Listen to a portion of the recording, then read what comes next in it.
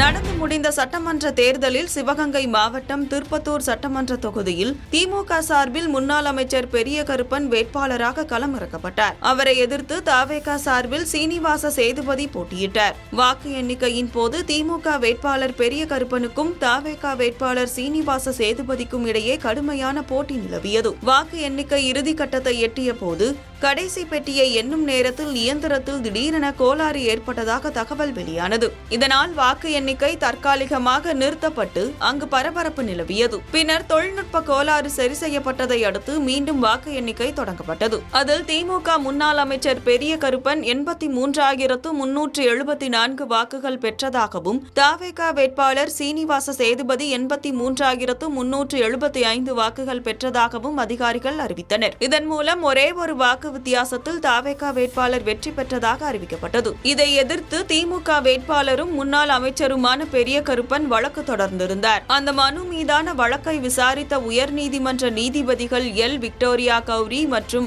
என். செந்தில்குமார் அடங்கிய அமர்வு தபால் வாக்கு தவறாக அனுப்பப்பட்ட விவகாரம் குறித்து திமுக வேட்பாளர் அளித்த புகார் மனுவுக்கு தேர்தல் ஆணையம் பதிலளிக்காதது ஏன் என்று கேள்வி எழுப்பினார்கள். கூடவே இந்த வழக்கு குறித்து அறிக்கை தாக்கல் செய்யவும் உத்தரவிட்டிருந்தது.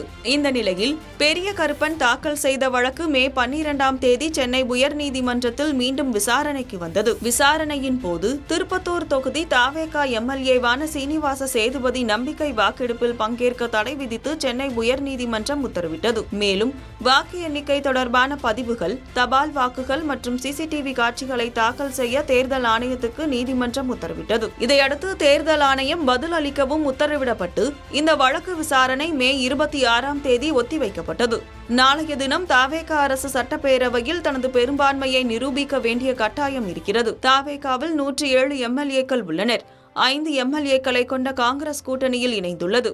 திமுக கூட்டணியில் இருக்கும் சிபிஎம், சிபிஐ, விசிக, ஐயுஎம்எல் ஆகிய கட்சிகளின் தலா 2 எம்எல்ஏக்கள் என 8 பேர் தவேகவுக்கு ஆதரவு தந்துள்ளனர். இதன் மூலம் சட்டப்பேரவையில் தவேகவின் பலம் 120ஆக உள்ளது. ஒரு எம்எல்ஏ நம்பிக்கை வாக்கெடுப்பில் பங்கேற்க தடை விதிக்கப்பட்டாலும் 119 என்ற அளவிலேயே தவேகவின் பலம் இருக்கும். இதனால் தவேகவிற்கு பெரும்பான்மையை நிரூபிப்பதில் சிக்கல் இருக்காது. அதேவேளையில் அதிமுகவில் ஏற்பட்டுள்ள பிளவில் மூத்த நிர்வாகி சி.வி. சண்முகம் தலைமையிலான எம்எல்ஏக்கள் தவேகவிற்கு ஆதரவு தெரிவிப்பதாகவும் தெரிவித்துள்ளனர். இதனால் சட்டப்பேரவையில் நாளைய தினம் எப்படி இருக்கும் என்ற எதிர்பார்ப்பு அதிகரித்துள்ளது.